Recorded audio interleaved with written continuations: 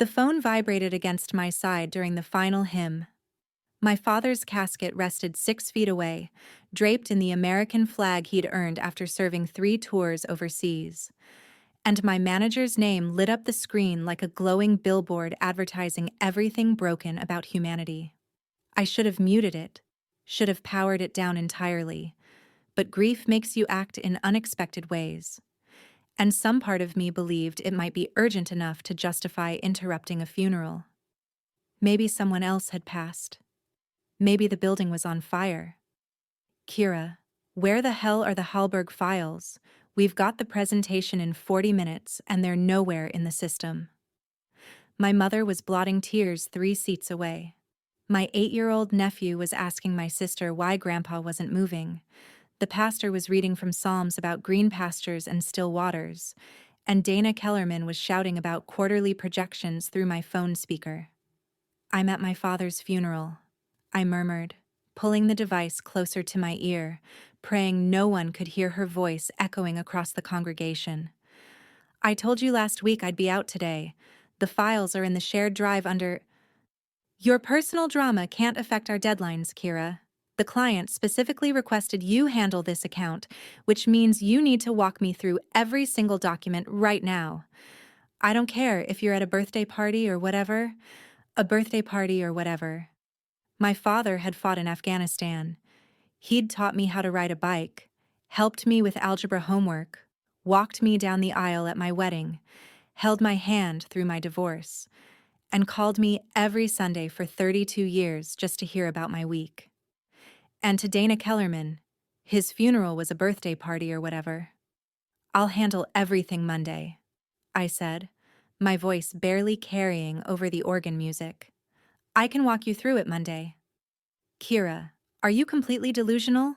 The presentation is today, right now. Find someone with access to your computer and get them on the phone immediately, or you're looking at a performance review that'll make your head spin." She disconnected.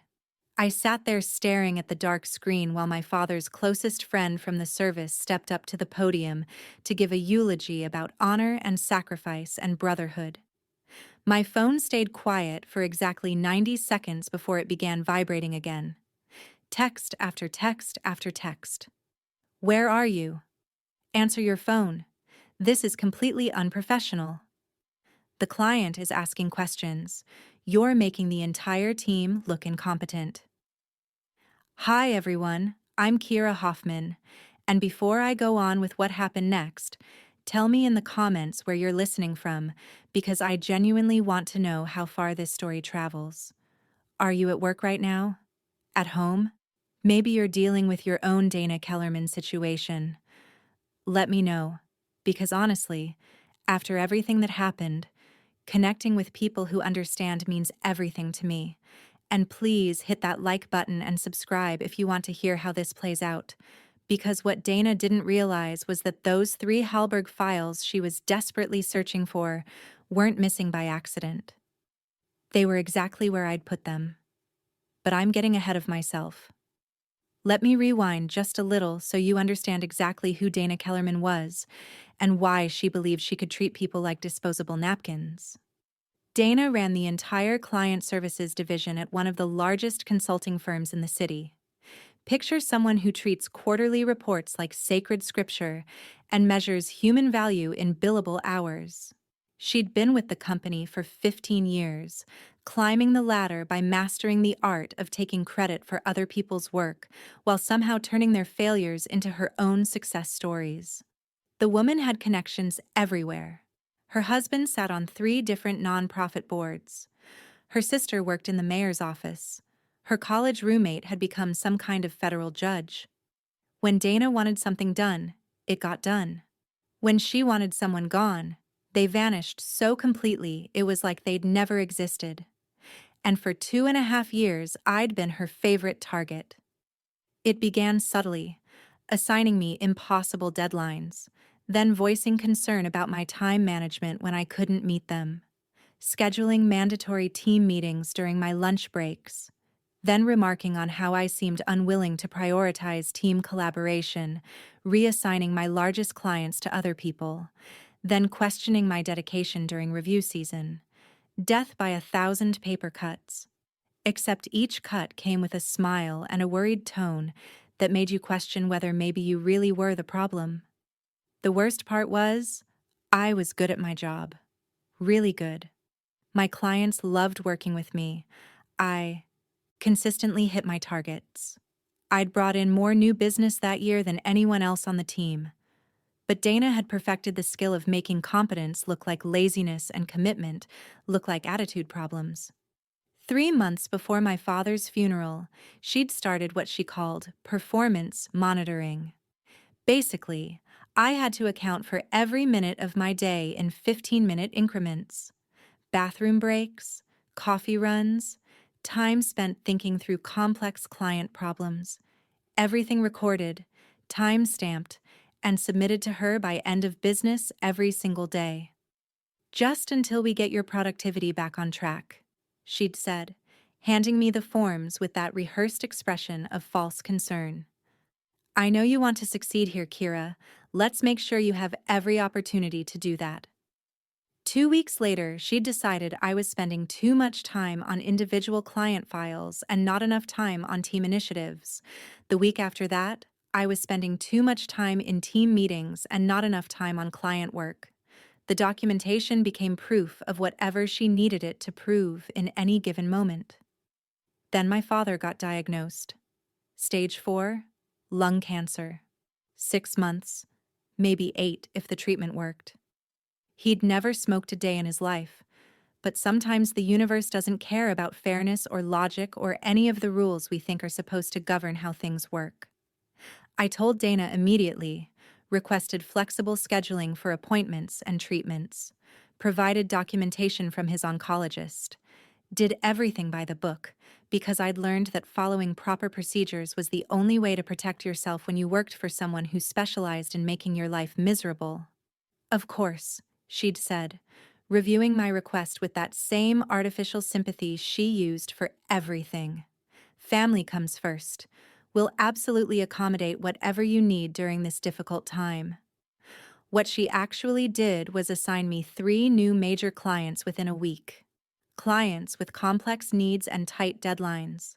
Clients who specifically requested frequent in-person meetings and rapid turnaround times.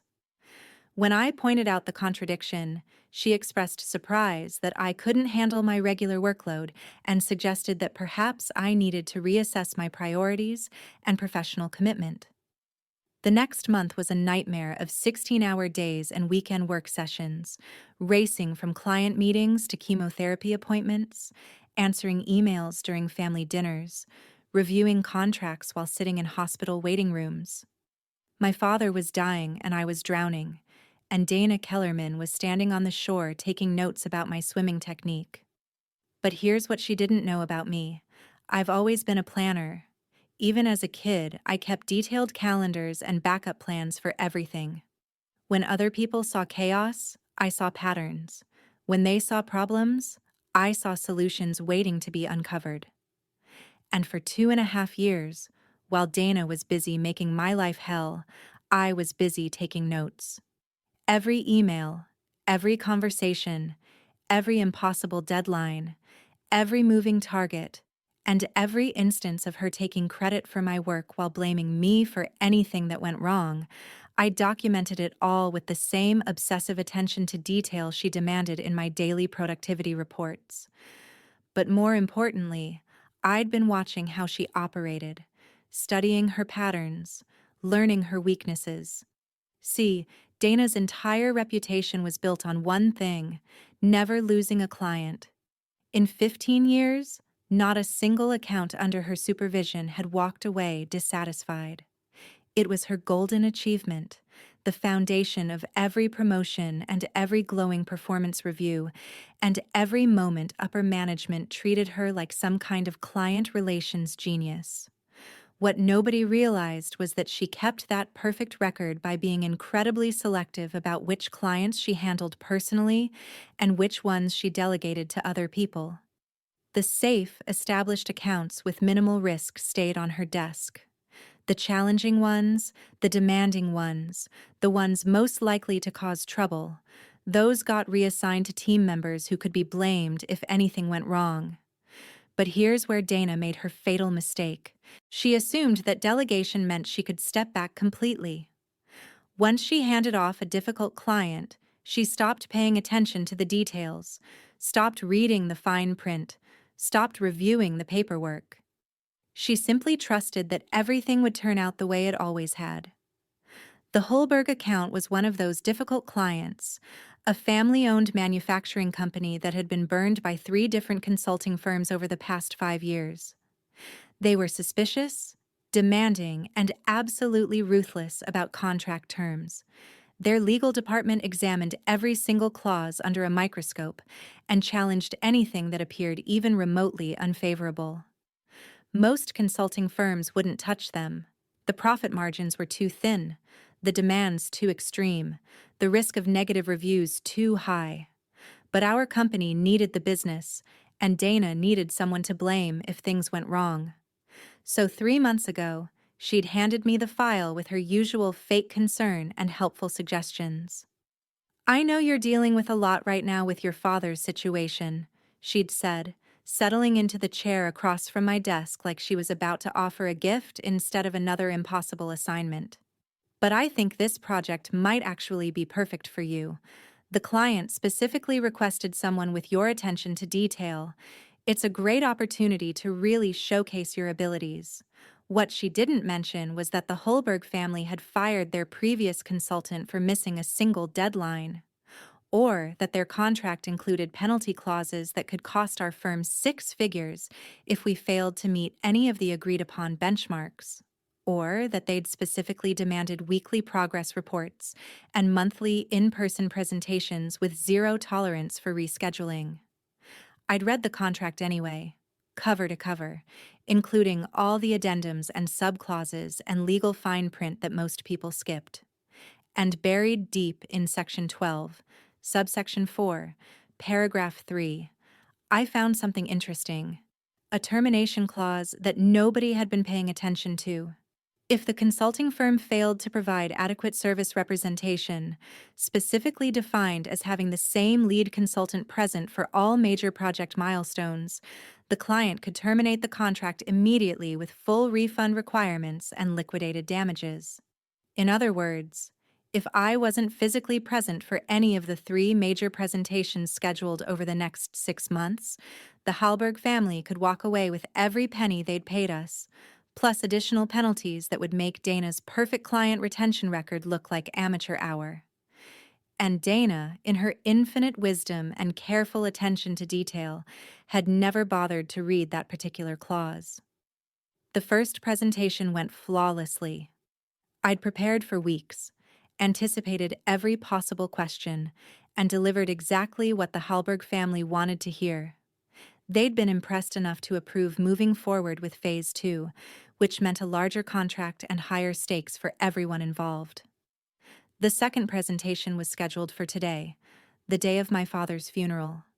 I'd tried to reschedule it 3 weeks ago, as soon as we'd confirmed the final arrangements. I sent a professional email explaining the conflict, suggesting alternative dates, offering to conduct the presentation via video conference if necessary. The Helberg family had been understanding but firm. They were flying in specifically for today's meeting, had coordinated schedules with their entire executive team, and couldn't accommodate any changes.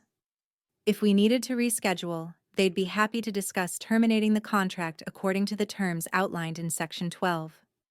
I forwarded that email to Dana immediately, along with a detailed explanation of what the termination clause meant and how much money we'd lose if I couldn't make the presentation. I requested backup support, suggested having another team member ready to step in, asked for guidance on how she wanted to handle the situation. Dana's response was a masterpiece of willful ignorance. "I'm sure you'll figure out how to manage your personal schedule around your professional commitments. Let me know if you need any additional resources." So I figured it out. All right. The morning of my father's funeral, I arrived at the office at 5 a.m. and spent 3 hours preparing 3 separate client files. The real Hallberg presentation materials, which I'd been working on for weeks, and two additional sets of documents that looked exactly like the Hallberg files, but contained completely different information. Same formatting, same headers, same folder structure and naming conventions, but instead of the actual presentation Dana would. Need to salvage the situation. I filled them with outdated project proposals for entirely different clients. Proposals that would make her look incompetent, unprepared, and completely unfamiliar with the Hallberg account. Then I placed all three sets of files in different locations on the shared server, labeled them using the same naming system we always used, and sent Dana a detailed email explaining exactly where to find everything. An email that was technically accurate, but would lead her to grab the wrong materials if she was rushing and not paying attention to the details, which, knowing Dana, she absolutely wouldn't be. The beauty of the plan was its simplicity. She'd never suspect sabotage, because why would anyone be foolish enough to intentionally destroy their own project? She'd assume it was a filing error, a technical glitch, or just the kind of mistake that happens when someone is distracted by personal problems. And by the time she realized what had gone wrong, the Hallberg family would already be sitting in the conference room, checking their watches and reviewing the termination clauses in their contract. My phone vibrated again while the pallbearers were carrying my father's casket to the hearse. Dana's name appeared on the screen, but this time I didn't answer. I turned the volume all the way down and slipped it into my purse beside the funeral program. Whatever was happening at the office, she would have to handle it herself. For the first time in 2.5 years, Dana Kellerman was going to find out what it felt like to be completely, utterly, professionally helpless. And the beautiful part was that she'd done it to herself with her own arrogance and her own refusal to pay attention to the details that actually mattered. I followed my family to the cemetery, where we buried my father beneath an oak tree that had been growing longer than our entire family had been alive. The pastor spoke more words about eternal rest and peaceful reunions, and I stood there thinking about how proud Dad would have been to know that his daughter had finally learned how to fight back. The reception afterward was at my mother's house. Casseroles and sympathy cards and relatives sharing stories about fishing trips and Sunday dinners, and all the ways my father had made their lives better simply by being in them. I helped serve coffee and organize leftovers, and listened to my uncle's speech about how Dad had always taught us to stand up for what was right, even when it was hard. Especially when it was hard. I didn't check my phone until after the last guest had left and my mother had gone upstairs to rest. Sitting alone in the kitchen where my father had eaten breakfast every morning for 23 years, I finally looked at the messages Dana had been sending all afternoon. 27 missed calls, 43 text messages, 12 voicemails that I could see just from the preview screens, containing more profanity than I'd heard in my entire professional career. The final message, sent just 30 minutes ago, was different from the others. We need to talk first thing Monday morning. This situation is completely unacceptable, and there will be consequences. I turned off the phone and sat there in the gathering darkness, thinking about consequences and choices and the difference between justice and revenge. My father was gone. My career was probably over. And Dana Kellerman was about to learn that sometimes the people you underestimate are the ones who destroy you. Monday morning was going to be very interesting. I arrived at the office at 7:30, which was early even by my standards. But I wanted to be ready for whatever conversation Dana had planned.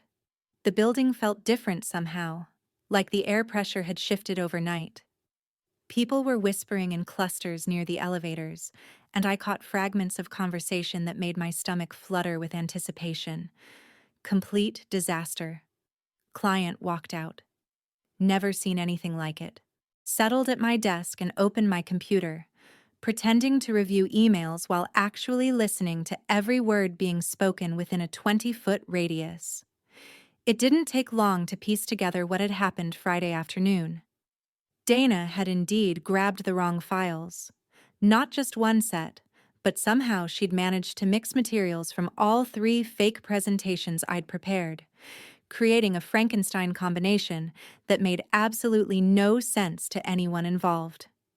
She'd walked into the Hallberg meeting with outdated proposals for a completely different industry, financial projections that didn't match their business model, and recommendations for solutions they'd never requested. But here's the part I hadn't anticipated. Instead of quietly acknowledging the mistake and trying to reschedule, Dana had decided to bluff her way through the entire presentation. She'd spent 45 minutes trying to convince the Hallberg family that they were wrong about their own business needs and that our alternative approach was actually more innovative than what they had originally requested. According to Janet from accounting, who'd heard the story from someone in facilities management, the Hallberg family had listened politely for exactly 12 minutes before the company president had stood up and asked Dana if she was familiar with their actual business operations or if this was some kind of elaborate practical joke. That's when Dana had made her second fatal mistake. She doubled down.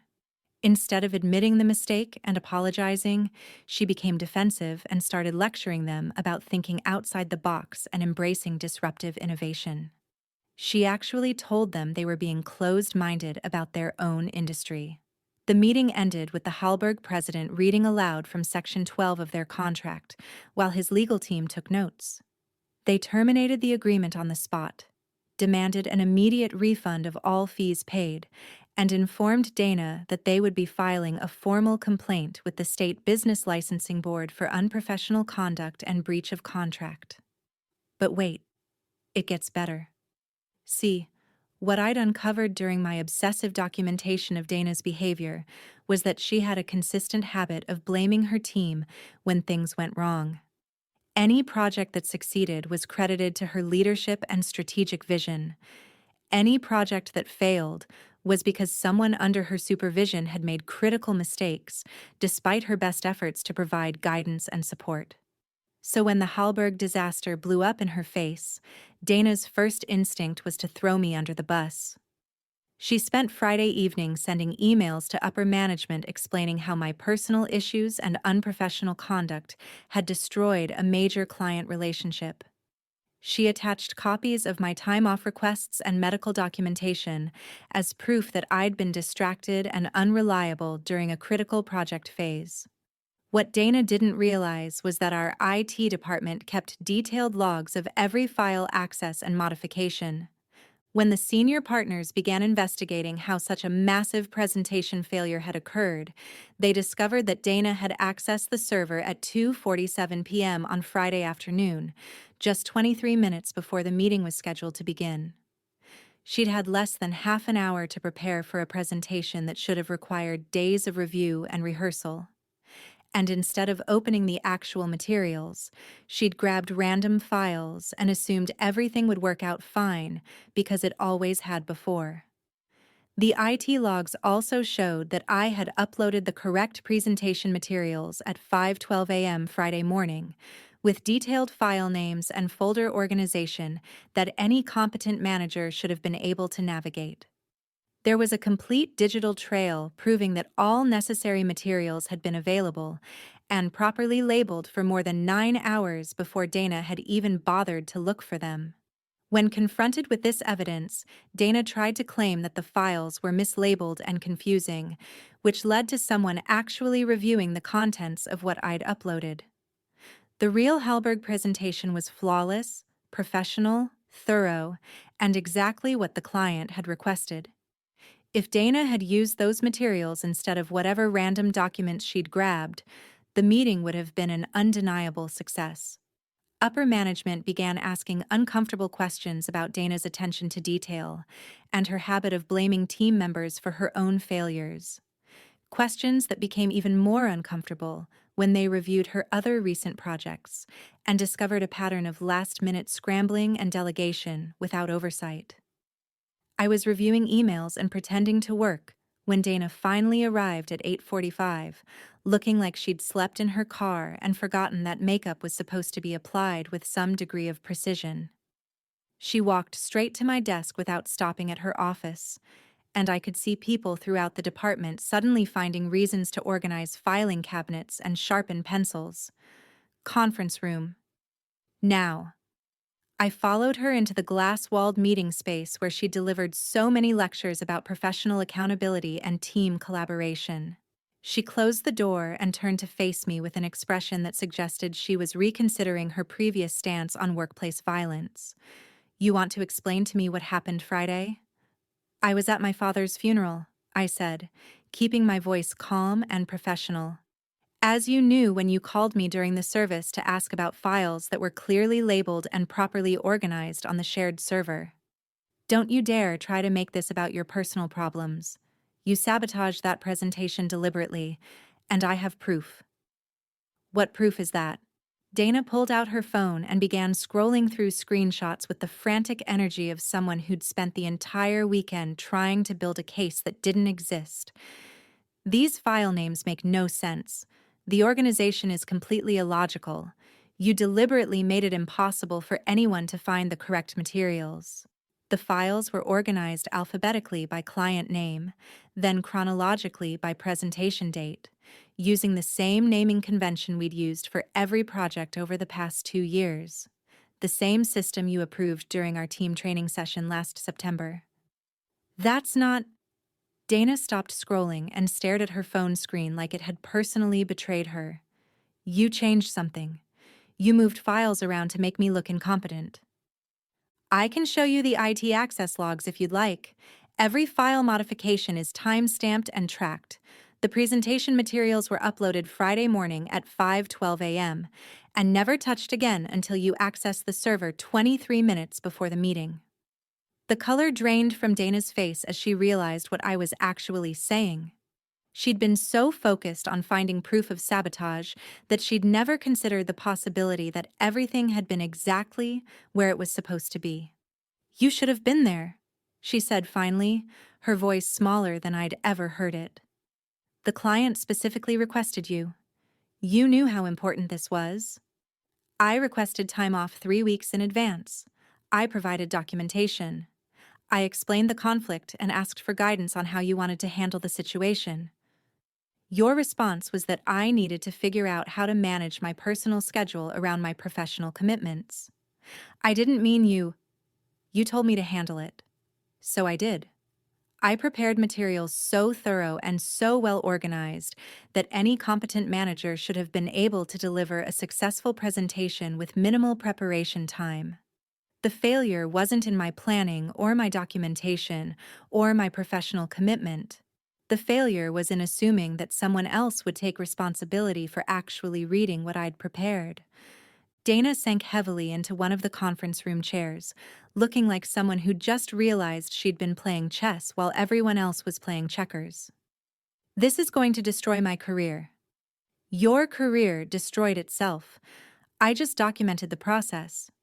And that's when she broke completely. Not the controlled, professional breakdown of someone who'd been caught in a mistake, but the ugly, desperate collapse of someone who'd built their entire identity on a foundation that had just crumbled beneath them. She started crying. Real tears.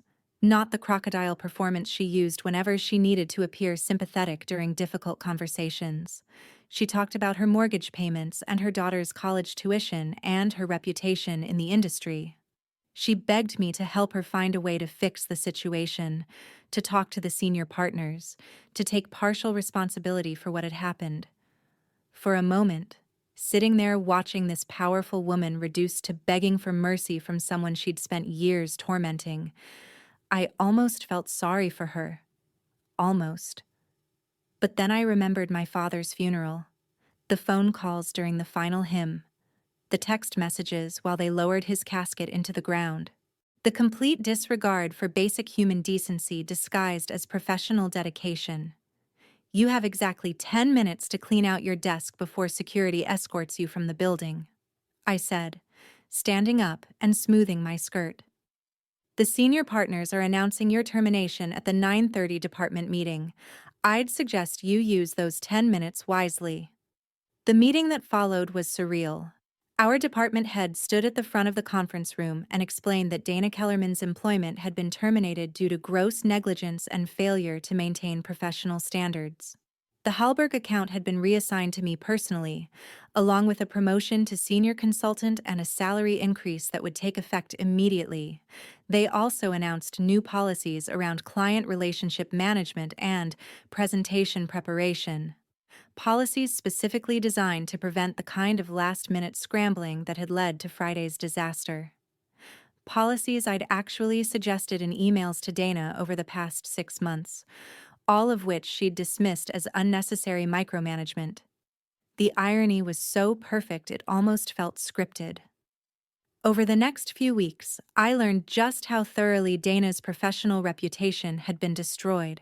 The Hallberg family had indeed filed complaints with multiple business organizations, and word spread quickly through the industry about the consultant who'd tried to lecture a successful manufacturing company about their own business model using materials meant for a completely different client.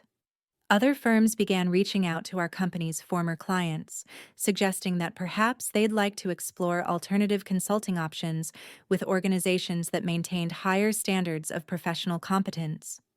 We lost 3 major accounts within a month, all of them specifically citing concerns about quality control and attention to detail. Upper management responded by launching a full review of all client relationships Dana had overseen during the past 2 years. They uncovered billing irregularities, missed deadlines that had been concealed, and multiple instances of promising client services that were never actually delivered. The deeper they looked, the worse it became. Dana had been running a shell game with client satisfaction for years, shifting problems around and deflecting blame while presenting herself as the solution to issues she'd actually created. And somehow, no one had noticed until the day she finally ran out of people to blame. As for me, the Hallberg family loved working with someone who genuinely understood their business and took the time to prepare properly for meetings. They signed an extended contract for twice the original scope, specifically requesting that I remain their primary point of contact for all future projects. My new role came with an office that had windows and a door that actually closed. I hired an assistant whose job was to organize files and maintain documentation, making sure no client would ever again be subjected to the kind of unprofessional disaster that had ended Dana's career. And every morning when I arrived at work, I passed the conference room where Dana had spent her final 10 minutes as a manager, frantically stuffing personal items into a cardboard box while security guards waited by the door. The space had been converted into a client meeting room with comfortable chairs, updated technology, and a small plaque by the entrance recognizing the importance of professional excellence and attention to detail in client relationships. I'd recommended that plaque personally. 6 months later, I was having lunch with my mother when she asked if I'd ever heard anything more about my former manager. Dana had apparently applied for several positions at other consulting firms, but word traveled fast in our industry. No one wanted to hire someone with a reputation for incompetence and client mismanagement. "Do you feel bad about what happened to her?" my mother asked, cutting her sandwich into precise triangles the way she'd done when I was 8 years old. I thought about that question for a long time, about justice and revenge, about the difference between consequences and cruelty, about phone calls during funerals and fake concern disguised as professional development. "I feel bad that it took so long," I said finally. "And I feel bad that other people had to suffer before someone finally held her accountable for her behavior." My mother nodded like she understood exactly what I meant. "Your father always said that bullies count on good people being too polite to fight back. He would have been proud of you for standing up for yourself." He would have been. I know that because I can still hear his voice sometimes, especially on Sunday mornings when I'm drinking coffee and reading the newspaper, reminding me that being kind doesn't mean being weak, and that sometimes the most loving thing you can do is refuse to let someone continue hurting people. Dana Kellerman taught me that lesson without meaning to. She showed me exactly what happens when someone mistakes fear for respect and confuses cruelty with competence. And in the end, she gave me the greatest gift possible, the knowledge that I was stronger than I'd ever realized. And that sometimes the best revenge is simply allowing someone to face the natural consequences of their own choices.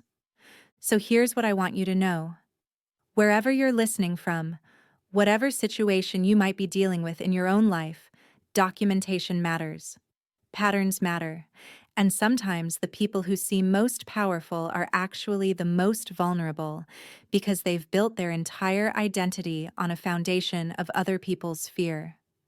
If you're dealing with your own Dana Kellerman, start taking notes, keep records, pay attention to the details they ignore. And remember that bullies only win when good people decide it's easier to stay quiet than to fight back. The truth has a way of surfacing eventually. Sometimes it just needs a little help. If this story resonated with you, please hit that like button and tell me in the comments about your own experiences with workplace bullies or impossible managers. Have you ever had to deal with someone who seemed untouchable? How did you handle it? I read every single comment, and honestly, connecting with people who understand what it's like to feel powerless in these situations means everything to me.